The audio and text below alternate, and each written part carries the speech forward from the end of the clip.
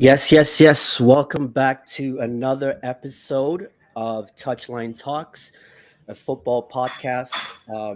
This is the first show of the new year. Obviously, we've been busy with family stuff and life, but we're back with the show, and I'm happy to be here with, obviously, the familiar face, the one and only, Aze.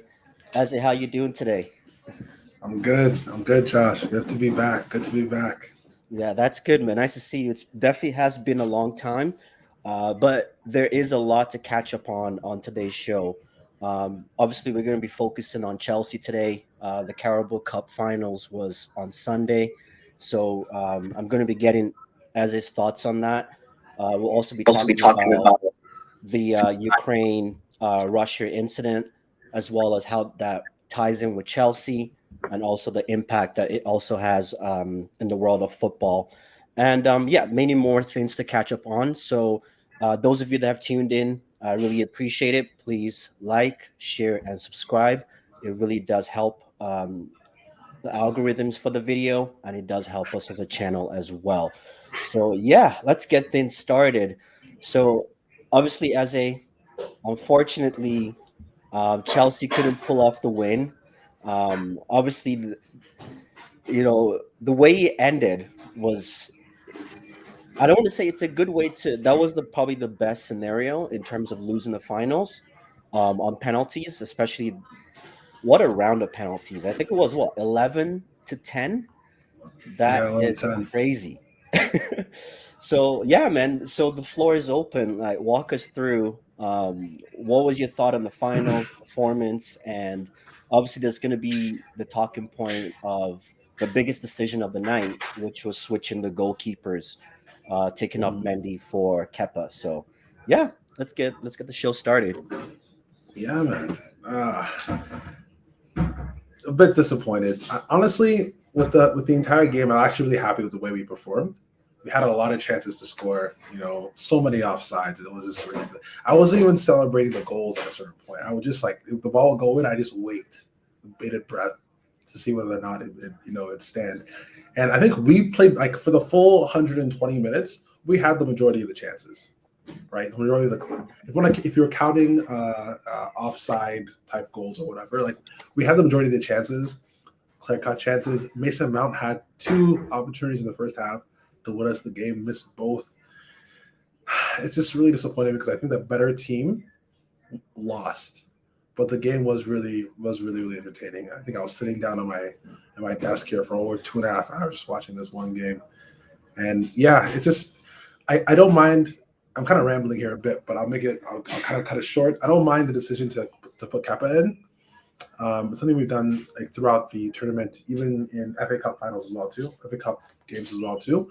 Um, and he's always performed well. The last one he did, he had two penalty saves. And the one before, I had one penalty to win us the match. So it's always worked before. Just because it didn't happen to work this time doesn't mean he was wrong to make the decision. But yeah, I can see how other people looking in, other supporters might think otherwise. But yeah, all in all, a bit disappointing. But I'm pretty proud of the way we played, kind of considering. The way things did go, right? Yeah, Like, are you okay? So it looks like Chelsea in recent games have been struggling with finishing, and we know Lukaku. So what is your take on the whole Lukaku situation? Because everyone's been making fun of his lack of uh, touches in a game. yeah. Obviously, he's been dropped by Tuchel, and Mhm. but like Mason Mount, that twice those two chances that he scuffed, Yeah, he should be finishing that. burying those wide Sorry. open. Like, yeah, he was clean through both times. Hit the post once, see by the goalkeeper the second time. Like he didn't like, and both were in the box, Yeah, one he on had one. time. There was he had so much Yeah, space and time to I look know. up and finish it.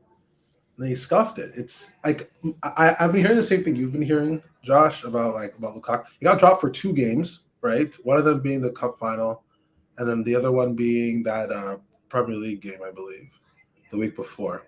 Yeah, Yeah, but he played the Club World international, Cup, the yeah, Club World Club World Cup. Cup Yeah, final too. And I think like I keep saying, I feel like I'm a Lukaku stan. Like I'm not gonna not go to bat for my guy. He's not getting that many chances. Like when You're a even good Chelsea before, fan, though. You always sit to back your guys. always backing my guys, man. Always backing my like.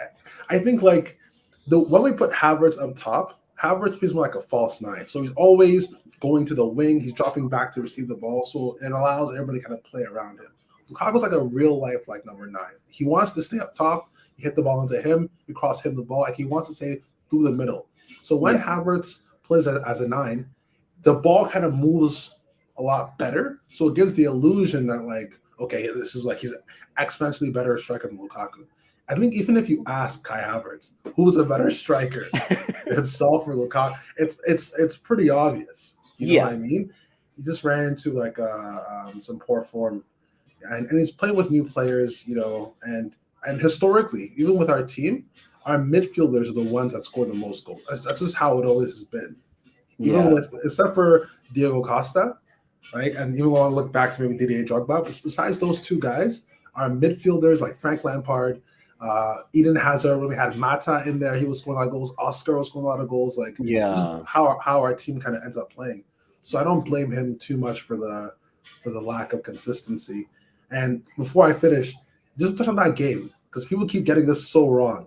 The game where he had the lowest amount of touches in history, or whatever the heck the stat was, he wasn't anywhere close to getting the ball. Like people need to realize if they watch the game, they would know like there was no way for him to touch the ball. It wasn't coming into him at all. Yeah, at all. And I do agree with that. I do agree with that because I can sympathize with that because as a Manchester United fan, we've had struggles with our forwards. I think it was last season, Martial. He got so much abuse, and every striker has a certain way of playing, right? And if the team doesn't cater to that style of play, that striker does get exposed. Like Martial, he's a kind of striker he's the opposite of Lukaku. He likes ball to feet. He likes to connect the play, hold up play, connect it, get everybody involved, right? But United, we've always been long balls, just from Maguire always gets the ball and tries to lob it straight to Rashford. And then you look at a striker like Rashford, he's more of a direct run between the channels. So in that kind of system, it's going to work for that one striker, but it's not going to work for the other ones. Bringing it back to Chelsea, I do agree. I think why Lukaku is standing out like a sore thumb, I think it's because Chelsea has that style of play, but historically, your strikers have also had a lot more. They've had more abilities in their locker, if that makes sense. Like I feel Lukaku is just a one-trick pony. First of all, his first touch. I think when you play in a team like Chelsea where the midfielders are heavily involved, you need, as a striker, you need to be able to, okay, if I'm not getting the ball, what else can I do? And I think that's where I could see Chelsea fans getting frustrated because it's like, okay, if you can't get the ball, you're not anywhere close to the ball, do something, run. Especially in the EPL, people love players that run. Passion merchants. So I think that's where the difficulty is. But I do get it. Like, I think that the job of a striker in 90 minutes is to score goals, right? A goal. Like, if you score more than one goal in a game, that's a very good game. That's an excellent game for a striker. Usually, and even if you scored a goal every game, that's also fantastic. That's a great conversion rate, right? So when a striker is not getting the ball or is not scoring, it's what else can they provide, right? And I think that's where Lukaku is kind of limited in that department. Right. And no, I completely agree. But like I think what people may have forgotten was that I imagine when they brought him into Chelsea, when they were selling him on the whole thing, offering him a huge contract, close to 100 million euros to bring him on, they weren't telling him that he's going to have to do all these other things outside of putting the ball in the net. There's no way he would have come given those kind of false pretenses. You know what I mean? I imagine kind of part of what his frustration probably was when he talked about going back to Inter was that, hey, at Inter, they had Mila Toro up top, and we were just involved in just scoring goals, and he won Serie A Player of the Year, and they were second in the league. Like they had an amazing year, a nice run in the Europa League. Like that's what he was there to do. Yeah. So he's been marketed as this guy who runs in behind. He had the ball a little bit, very fast, very strong, and finishes well with the left foot. And now you're asking him to do extra things to give the illusion to everybody else that he's actually working hard. So I remember last year when Werner first came in and he was missing. He couldn't hit the broadside of a barn. He couldn't hit anything. And people kept saying, well, Chelsea fans kept saying, "Oh, he's making the runs. He's opening up space. He's making the." I was saying that too. Yeah. I'm like, yeah, I understand that, but like this guy's here to score goals and win us the game. You know what I mean? In the end, it worked out because he won the Champions League. But like, uh, it kind of baffles me when you have somebody in to do a particular job. He hasn't been able to do that particular job. You're asking why he can't do job A, B, C, D, and E as well, right? Yeah. I think that's where the thing kind of gets lost with me. But And yeah, the Timo Werner one it's slightly different in a sense, because he wasn't finishing his chances, but he got a lot of chances, right? I think that's where the frustration, I would say, with Timo Werner was. Even though I was a huge defender of him, because I was like, okay, yeah, he's not scoring goals, but he he brought something different. Every time he was on that field, defenders had to be alert. They had to be alert because of his runs. He's very quick. very quick.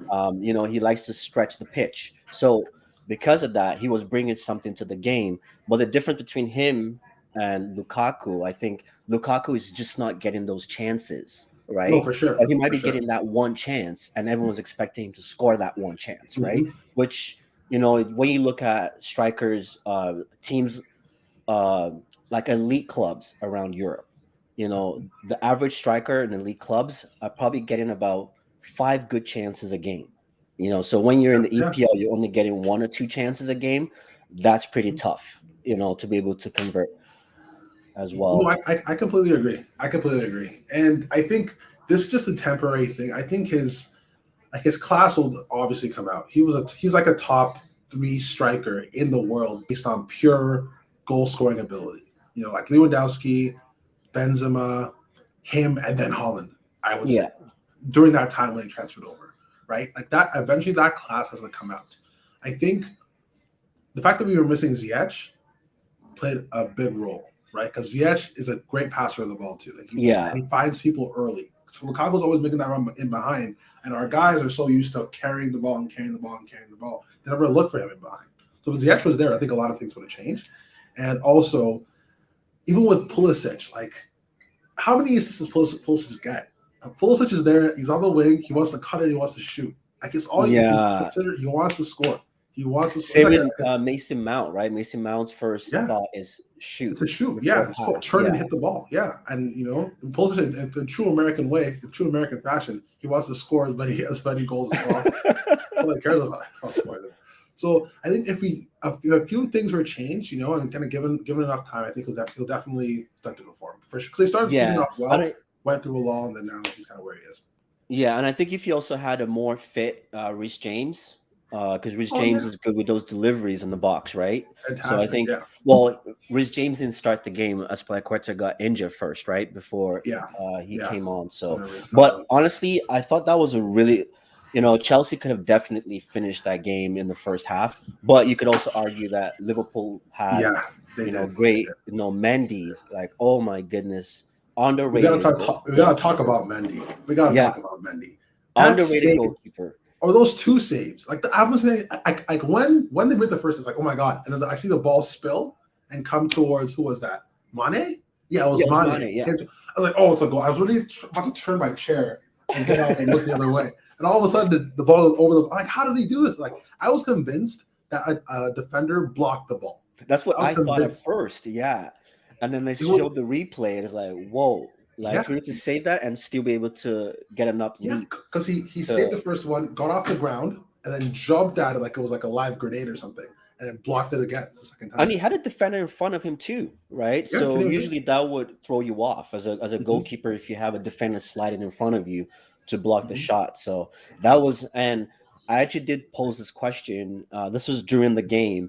I said, if Mendy was to, or Mane was to win the I said if Mendy was to win the the Carabao Cup with Chelsea. Oh, the Carabao with Chelsea, uh, would that be certified for him to win the Ballon d'Or? Because we look at the likes of Messi, all it takes is for them to just win a Copa America or a Euros, and That's what they're the best player in the world. So it's like a goalkeeper that has, you know, he's won, the men's player of the year. He's won Mhm. everything. Like his individual trophy Yeah, cabinet is pretty is looking pretty good, especially yeah, since he's come to Chelsea, right? So I think he's one goalkeeper that definitely deserves all the praise that he gets by all yeah. means.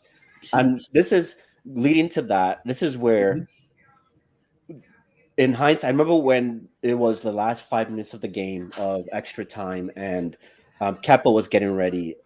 Yeah, I was thinking the same thing was, are you sure you want to bring Kepa in now? And obviously they listen all the stats and how many penalties that he's saved and things like mhm. that, which is all great. That's data.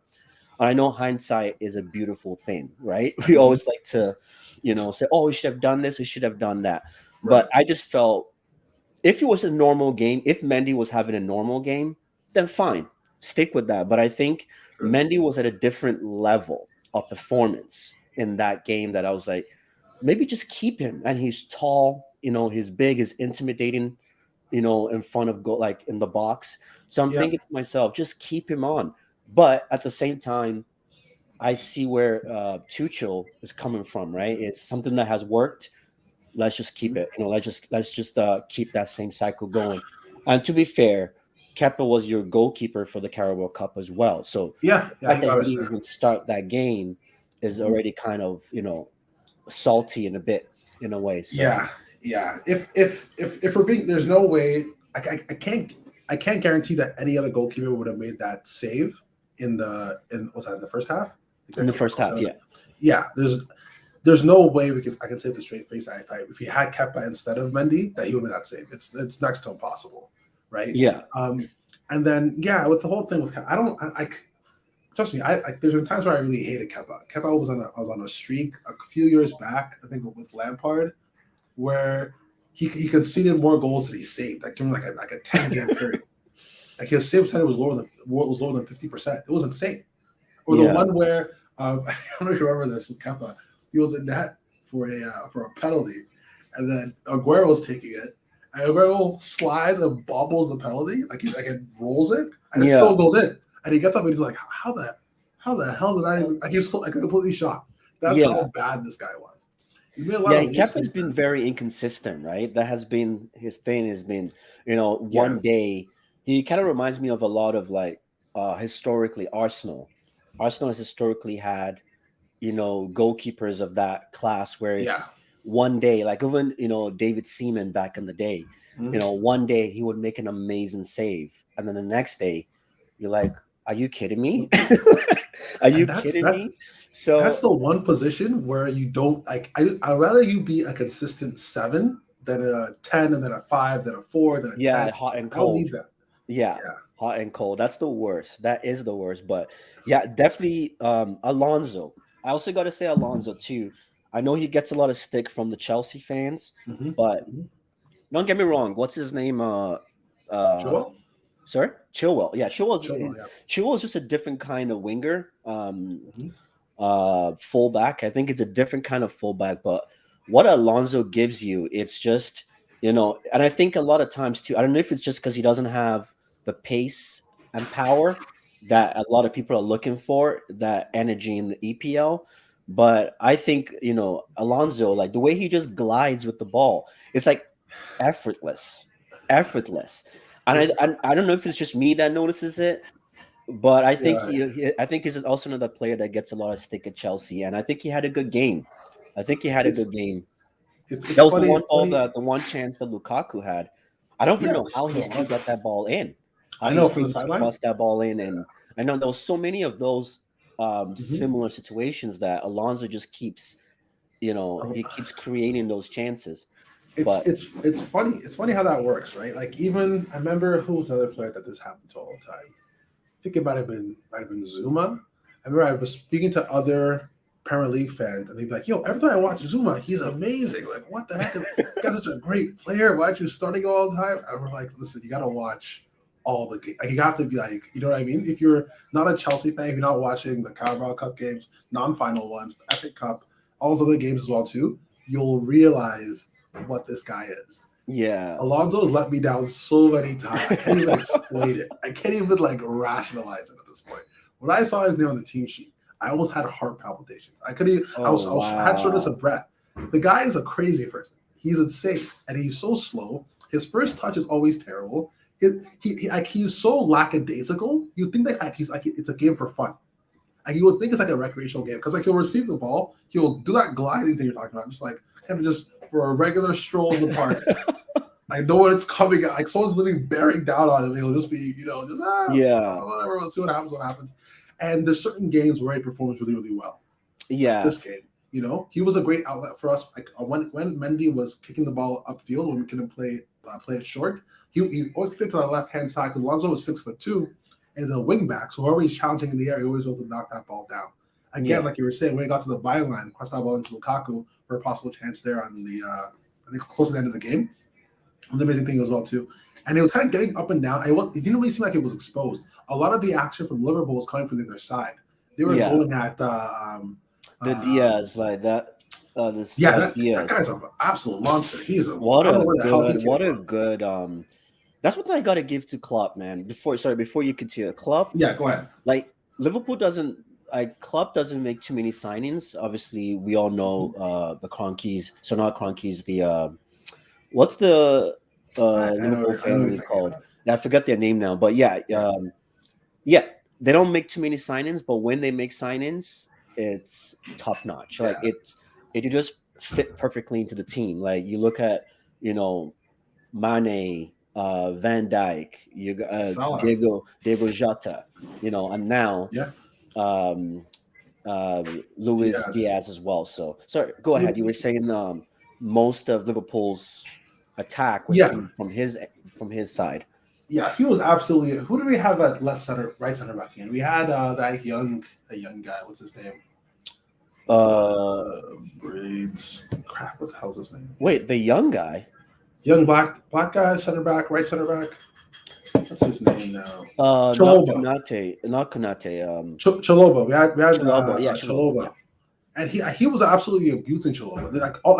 The how I judge him is based on how many balls was getting into the box. He couldn't stop him from crossing the ball in or passing the ball in or whatever. He was just destroying him down that side. And to Alonso's credit, not a lot of balls coming from his side either. He was kind of keeping that more self-contained. So yeah, like you were saying, he had a great game, but he is incredibly inconsistent. Like it was so bad that we were playing Malang Sarr at left wing back, and he's like, and he can't even play center. Like he's 6 foot, I think 6 feet tall, maybe even over 200 pounds. Not that quick. Like, it didn't make any sense. They were playing Malang Sarr in Champions League games just because we didn't want to play Alonso. It's funny. That's funny. But I think Alonso, he reminds me of he's more of a La Liga kind of player, right? And it does make sense. Like I said that about Pogba is in that category in a sense, obviously way better, but in that sense, there's certain teams that Pogba just doesn't do well in, because Pogba is more of, he takes his time on the ball and things like that. And I feel like when you're playing lower league clubs, it's high intensity, right? That's all they're good at, is basically running. You know what I mean? They're runners. We're going to run for 90 minutes and tire the hell out of you, So I think I think maybe Alonso does better in big games where it's, when a big team is facing another big team, there's more space. There's more, people, there is more, you get time to think on the ball, right? Because no one is trying to leave holes and gaps, right? And everyone is trying to be in the right position. So I see where you come from with that for sure. What's your take on the offsides? On the offsides call for Lukaku? I thought that was BS. That was some bullshit. I was screaming in my office. I was screaming saying, "Oh my God, he's onside! Like, we win! This is fantastic! He's clearly onside. There's no possible way." And then they showed me that red line, yellow line thing on the TV. Yeah. I don't know if I was going blind or I have some kind of dementia. It looked to me, from my naked eye, that he was a good little bit onside. Like, I think it was Yeah. observable by the eye, and they called it offside so quickly that they must have been so confident in the decision. Which now, especially now, I'm hearing from other people, seems kind of crazy because popular opinion, I think, as of the moment, is that he looked like he was onside. Yeah. But in like the first take, like live, it did look well live. We didn't really see the full picture live, right? Because the ball Right. came quick. Because we were Mm-hmm. looking at the who passed that ball again. That Someone on the right side, maybe Reese, somebody like that. was it Kovacic that passed? Was it because it It might have came been from Kovacic. was it from the right side? I It can't was from the remember. right side, yeah, I yeah. think we were more focused on the player with the Mm-hmm. ball, right? And then, but because you know how like in when it's live, because Lukaku was already had Yeah, like a about couple yards of 2 meters ahead of Van Dijk, so Yeah. subconsciously you already feel okay. He had a head start, Mm-hmm. right? But once we saw the replay, I'm like, no, that wasn't off at all. That was Yeah. not off at all. And I think that's where there needs to be kind of like back in the day, right? Where it had to be clear and obvious. Like it had to Mm-hmm. be like a foot ahead of the player or something, or the body, like the body part that scores the Yeah. goal. Like Lukaku's not Mm-hmm. going to score the goal with his fingers. I mean, well, he was Right. off by a finger, right? So it's like, really, he's not. And Van Dijk is fast enough that he can catch Yeah. up No, at the for end of the sure. day, right? So I think it's there needs to. I think it needs to be refined. And this kind of goes back to VAR as well, with like the City incident, City versus Oh yeah, Everton that was ridiculous. on the weekend. It's like, are you kidding me? And the fact that he did not even go to the screen, that's the part that really pissed me off because there's been so many other incidents that were so minimal Mm-hmm. that they went to the screen for it. But this Mm-hmm. that was so blatant. Even City fans in the grounds were in shock. Crazy. Uh, I Crazy. don't. But I Yeah. think, yeah, I think VAR needs to be reviewed. I think the offside it has to be clear and obvious. And when you're gonna when it's that tight, we need to see different angles, not just the one angle. And it Mm-hmm. was not even a clear angle. It was like from the side view, and I'm like, what the hell's Yeah. going on? It has Stuff to like be like that. an aerial view. Show us the aerial view, the bird's eye Mm-hmm. view of what's actually going on with the straight line, and maybe then we can say, okay, that was pretty offsides. But like I always say, ever since VAR came in, now it's hard to celebrate. Like, how many goals were scored in that game? I think there was like So, what 3 goals scored between both teams. That it's like, so oh, we're gonna so many. celebrate. Oh, we're gonna celebrate. I Come know. back down. So, and Yeah. you kind of think about all the magical goals that we've gotten to see in our lifetimes watching football, right? Mm-hmm. I can guarantee you 70% of those goals wiped out if Yeah, VAR was probably around. offside. Yeah, Think about offside it. handball or a handball previous to the play on the other side, or a foul that Yeah. wasn't called, It's like, or oh, who the hell knows what. that player was on the corner flag, but because he was offside, but he was Yeah. on the corner flag, he was not going to be involved in the goal. Like, it's just Right. it's ridiculous. And it's kind of like, but I honestly, just to wrap up on the VAR part, I honestly believe that just like how players are held accountable, coaches are held accountable, everyone, fans were all held accountable. I think refs need to be held accountable as well. Like calls like that, where it's so blatant and you couldn't see it, your assistant refs didn't see it, you didn't see it, VAR didn't see it. Nah, that's unacceptable. That kind of reminds me of the Chelsea Barcelona semifinals. Back in the day, Champions League. Oh I yeah, don't know there were if a you lot of remember that one where Drogba just lost his mind. He lost his head. He was no like, "I'm more, done." Yeah, he's like, no "Isn't more. it?" I remember that very clearly. Yeah. Yeah, that was, and those moments, it's like, there's so much riding on those games, right? That you can't be because now that could be the title challenge right there, right? Mm-hmm. Mm-hmm. So, um, the last topic on Chelsea, obviously, for those of you listening, we all know the situation that's going on around the world, Russia versus Ukraine. Definitely very unfortunate what's going on there. In 2022, and the last thing that anyone would think is that we'll be talking about wars. Obviously, we know there is minimal conflicts that have happened around the world. We know that, but in a full scale war like this, definitely unprecedented, and it's something that we did not foresee coming. So obviously, our thoughts and prayers to the people of Ukraine, and obviously around the world, we're showing that unification as well. So the question lies, obviously, on over the weekend, Abramovich gave up, well, stepped down temporary Hmm. as the caretaker of Chelsea. So obviously, Twitter, obviously public opinion, everyone's in the opinion that he should relinquish ownership of the club and should never be let into England again because of his ties to Putin. What is your Hmm. thought on that as a Chelsea fan? Obviously, it must be conflicting, right? Because you love your club, but at the same time, you love your club. He's the owner that brought success to your club. So, Hmm. what's your take on that? Hmm. It's a good question. Very good question. And I just want to start by saying I'm not a lawyer. I don't know the legal implications of anything I'm about to And say. to be honest, this is a sports show. We don't have that much information, so don't feel like we have to provide a lot of And, information on it. and also, I just want to say that all of these opinions are opinions held by only myself and does not represent Josh in any way, shape, or form. These are only my opinions.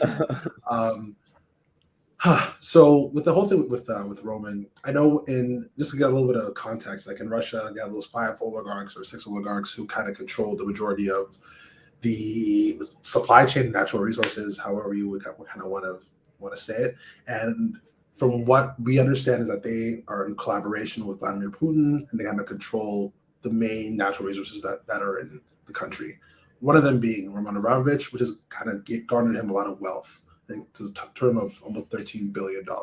Some Yeah, of which he's then used to fund business practices. One of them including Chelsea Football Club. If in that sense he has strong ties to Vladimir Putin, and Vladimir Putin's not involved in some really, really heinous, some would say even say war crimes because he doesn't have any precedent to even invade Ukraine. Um, Given that, should he be allowed to own a club in England that is sanctioning other entities in Russia? yeah, If we were to say somehow bar him from doing so, I think it would then open up the floodgates to a lot of other teams and clubs too, right? Let's not forget who just bought Newcastle United. Let's not forget. yep, I'm just putting it out there, okay? MBS, he is the Saudi crown prince. He is involved in some really, really heinous things as well too. I know it's a sports show, but things with journalists and people going missing and human rights stuff in his own country, allowing people to drive, women's rights, all these things is what he is directly, his regime is directly involved in. So I think if you're going to start opening this door to banning, sanctioning owners based clubs based on whatever their owners are doing, I think a lot more clubs are subject to that than what we actually realize. I take that yeah, into account. I think we can separate the man from the club itself. I think he is still the owner of the club. How much they can even do to remove him as the owner of the club, I think might not be very much. But I think I we should be think able to there's a separate. insurance. I read there's an insurance policy of about over $2 billion that Chelsea would have to pay out to him. Oh, If Yeah, it was already put in the clause, right? If anything was to happen that he was to relinquish ownership, Chelsea would owe him in roughly over $2 billion, something like that. that's like well, that's that against their books, right? So if whoever is purchasing the Chelsea from him would have to then absorb that, put that up themselves, or Yeah, whatever. I don't know how that would even work in terms of bookkeeping or in terms of like contract law. I don't understand it myself. But all I'm saying is that before I know a lot of crazy things are happening at the moment. A lot of tempers are high, emotions are high. Before we start totally cutting down the club and saying that we want to get rid of somebody, we need to realize that a lot of other clubs as well will be open to that same kind of ridicule or the same kind of sanctioning. I need to say. yeah. And you're right, and I think you're right too. Like I said, with the age of social media, and like they say, talk is cheap, right? Free Wi-Fi, because Wi-Fi is free, so talk is cheap. Everyone, it's very easy to have that moral compass when you're behind a screen. You know what I mean? No one can see your face. No one knows what you're doing. It's Right. like the Kurt Zuma cat incident, right? The cat gate incident. It's like, okay, Yeah. yeah, like I don't know Talk about what you're doing at home with your cat. Like right. with my ex-girlfriend, we owned the cat, and trust me, the cat was very cute. The cat loved me, but there were some times that it's fluffy. You know what I mean? Please do not Listen, arrest I'm me. not I a didn't part of do anything this. crazy. I didn't do anything I'm not crazy. a But part of come on, this. man. Like, These you are know what I Josh's mean? opinions. Like, it was sometimes when you play with a dog, or sometimes, you know what I mean? Like, I'm not justifying violence of any sort, but For sure. it's very easy for the point I was trying to make is it's very easy for people to come out and just say, "Oh, just strip him of everything and whatever." And also with the Russia thing, no one knows what life is like in Russia, right? Mhm. It's very easy to say, "Oh, we think Russia is operate," because even though Russia is a wealthy country, um, to the naked eye, it looks like a country that is functioning in a democratic society in a sense, right? It's Yeah. authoritarian, but it's not like authoritarian of like Mugabe in Zimbabwe. You know what I mean? Oh, sure. Yeah. People Or like the North Korea. citizens, as long as you follow the rules, you see you I don't speak no know. evil, say no evil, I don't you know, can live your Josh. life. I don't know, Josh. Sorry? Careful. I'm, s- No, I'm it's just saying I don't know. I don't know I know what. what you're getting at. Yeah, yeah, I know what you're getting at. I know what you're getting at. I know Yeah. what you mean. It's not in the same as like North Korea or something like that. Yeah, it's not that. Yeah. It's not So that. at the end But of the yeah, day, go on. whatever agreement he has with Putin, that's a totally different thing. But like I do agree with that. Is how do you separate the man from the club, right? It's the same thing. Right. People were saying, oh, Russia should be banned from all sporting events, forever, for life. And I'm like, wait, hold up, like that's not fair because I could, no one said I can guarantee you, but we've seen on the news there's been a lot of Russians on the streets protesting Yeah, against the war. absolutely. So because your government wants to go to war doesn't mean the people want to go to war. And then Hmm. to label everybody bad, I think that's very unjust, right? So I think it's For the same sure. thing. You got to separate the club Yeah. from, and also the UK. The fact that we let owners like these, can you still hear me? No, I can hear you. Yep. Okay, because my Wi-Fi bar was a little low. Okay, and the fact that we let all these so-called businessmen into the UK to own big establishments like this, Hmm. that's the red flag. That's on the UK government. That's Yeah. on whatever local government, right? So now Yeah. everybody wants to act all innocent. You're trying to tell me that Hmm. the UK government had no idea of previous shady business that was happening. Same thing with Absolutely. FIFA. Just sorry, FIFA the same thing too. Why are Hmm. we selecting destinations? Why are we selecting destinations? We look at the summer games in China. Yeah. The protest happened. Nobody it landed on deaf ears. Hmm. The summer games still happened in China. Now Qatar with the World Hmm. Cup World Cup. Yeah. landed on deaf ears, right? So it's like we're picking and choosing when lives do matter, you know. No, for sure, So for sure. I think that they everybody within that organization fully understands the landscape of it. If people are outraged in the moment about a certain thing, you can't get by. Okay, look, who's that one thing? But they still have a whole host of things going on in the background. Like, what's his name? Ben Salman, the person who took over Newcastle. It's well publicized what he's done. Well publicized, and the deal was still allowed to go through. yeah, It was still so like at this point, like you don't they lose a lot of actual credibility. And by that, I think it's the FA, right? The football it association. would be They, the all the FA. credibility was Yeah, it would lost. be the FA. Yeah, Yeah, it's all gone. It's all gone. So and then also like for Roman Abramovich to sell his team for billions of dollars, how does that affect Vladimir Putin's ability to invade Russia? What like how do those two things even relate? You think yeah, Roman is gonna what go in there with the guns himself and go fight against Ukraine? Absolutely not. And I promise the last thing Roman Abramovich probably wanted was Vladimir Putin to invade Ukraine because he knew fully well that the implications on himself. He doesn't yeah, want to step down as a caretaker for Chelsea. He has numerous other businesses across the entire world who are probably going to end up getting sanctioned as well too. right? So the issue is that he is somebody who has benefited greatly from Vladimir Putin, obviously, right? So he has Yeah. some ties to him, which I hope that he didn't. I wish that he didn't, but he clearly does, right? Yeah, So all but I have to do is, you can't get that rich. It doesn't matter. It's like politicians, right? Like, yeah, like they say, like there's no clean politician, right? It's the same thing with politics is a dirty man's game, is what they, that's what they say. Same thing to get to that level of wealth.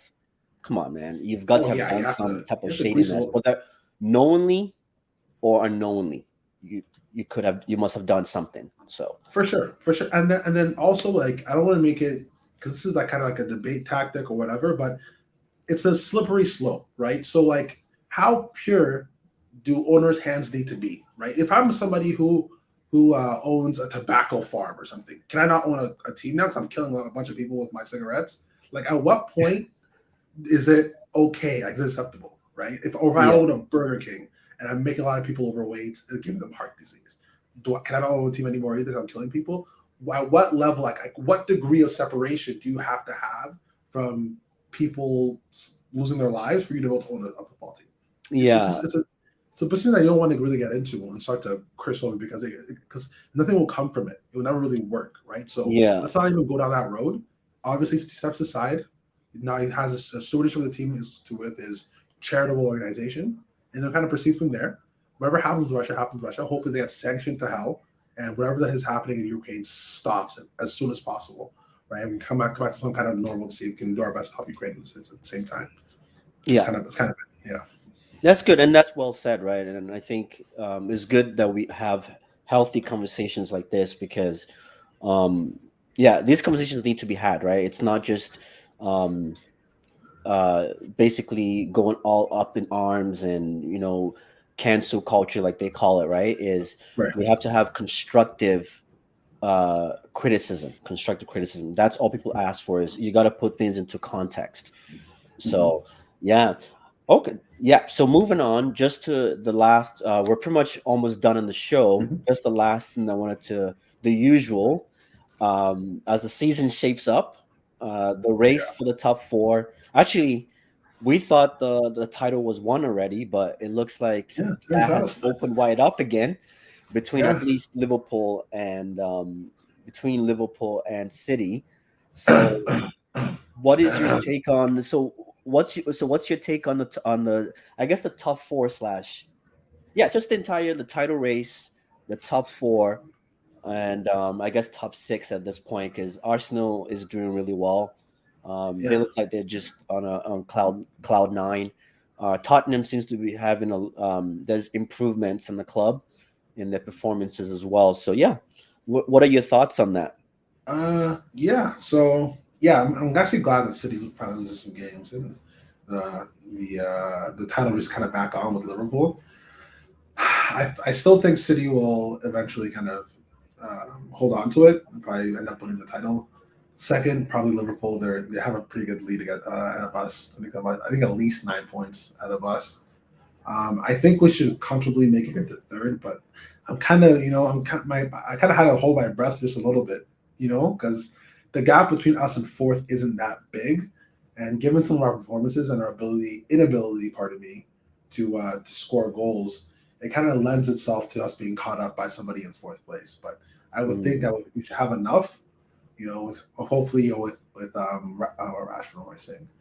With Ziyech hopefully coming back soon. Mount is yeah. back now, and then with our fullback Reece James.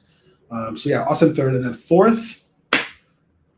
I shouldn't do this. I shouldn't say the name Arsenal because I just know that they're gonna mess it up somehow. I just know it.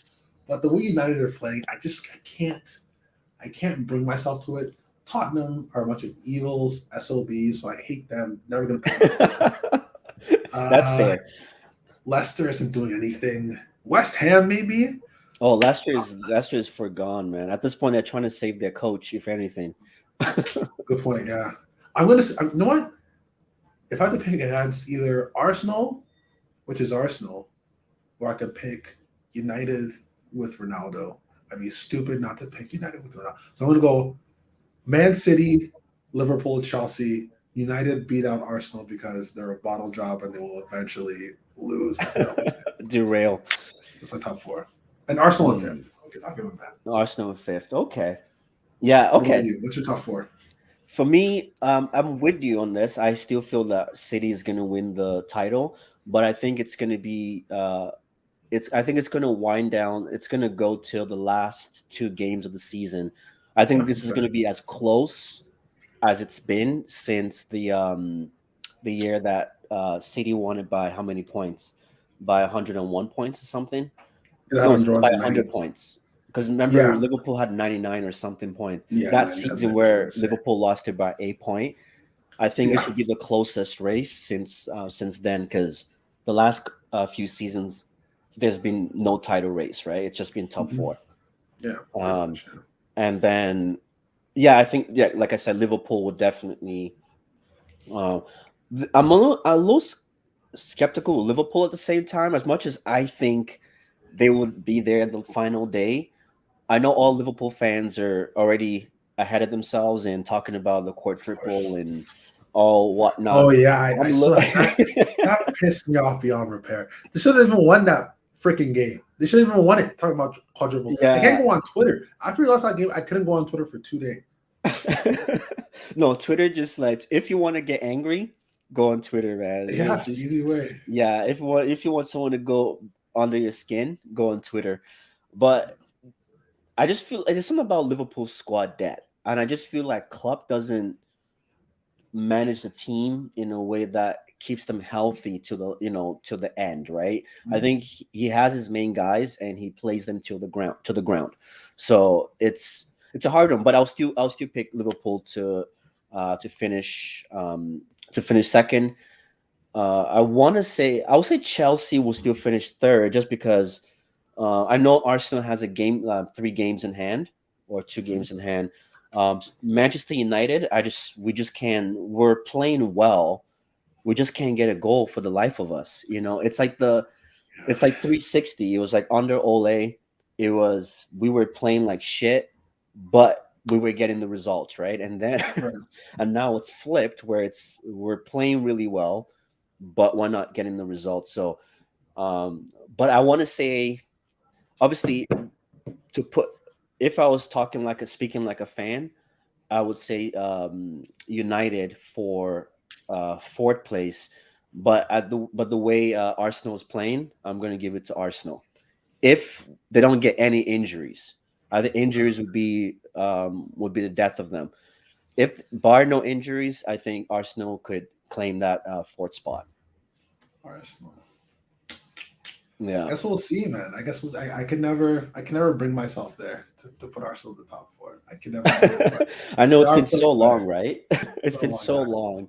Remember when they used to be mad at top four? Oh, we're top four. How this is ridiculous. Get Arsenal out, Wenger out. We're only top four. Yeah, They're I know. begging. They're begging Well, for top four. well, my brother always called. It was crazy because my brother was one of the Arsenal fans that had the foresight, right, and saw that a while ago, and he was like, because at that time, Arsenal. Remember when Arsenal fans will be celebrating the Carabao Cup and the FA Yeah, Cup like FA they Cup. won the Yeah, league, and he was like, guys, like, yeah, it's a great trophy, but we're going downhill. We're going downhill, and that's what happens, right? It is you get comfortable in top four, and then before you know it, while you're comfortable in top four, the top six, top seven, top eight are getting stronger and stronger, right? yeah. And now we're beginning to see that. Manchester United, perfect example. It looks like in the last couple of years, we've just been satisfied with finishing top four, and now top four isn't as easy to get anymore, Right. right? Because now you have the likes of West Ham who are investing a lot of money. Tottenham is investing in a good coach. You've got Arsenal for it looks like Arteta's plan is beginning to come to fruition. So yeah, it's only going to get tougher. And then maybe next season, if man, Newcastle is doing really well too, man. I can't lie. They're playing some good football. Eddie Howe, what a coach, man. I do respect Eddie Howe for what he did at Bournemouth and now what he's doing at Newcastle as well. So it just shows you, and maybe next season, Newcastle could be that new top dog that we also have to, to challenge, what I mean, for the top six or the top four, whatever that is next season. So, yeah, going to be interesting. Going to be Very interesting for interesting. sure. Really cool season for sure. Yeah. But yeah, it's definitely been a fun conversation. I really appreciate it. Those of you that tuned in, really appreciate it. Please continue to like, share, and subscribe. Eze, did you have any last things to say with regards to Uh, Chelsea or just football in general, anything in general? Final words. Look out for Chelsea Champions League. You heard it here first. All Ooh, right. Go on okay. whatever. I don't encourage gambling, but go on whatever gambling site you can get. Take your mom's credit card and put everything on Chelsea win Champions League this season. It's gonna happen. A massive disclaimer, guys. Massive disclaimer before that statement. But anyways, guys, it's definitely been fun, and Eze, it's always a pleasure to have you Yeah, as man. well. But guys, like we said, and also for those of you that are listening, we do have a podcast that we've started. It's called Treble Talk. We're putting a little spin on this podcast. You can find it on Apple Music, Spotify, anywhere that you listen to your podcast. So this podcast is designed to talk about not just football as the game, but the social issues as well surrounding football. So obviously, we have topics like obviously the incident in Russia, the Mandy Greenwood incident as well. So we're trying to be more inclusive in our conversations about football in that podcast. So please definitely subscribe or follow Treble Talk, a football podcast on all your streaming devices. So yeah, so guys, till next time, take care.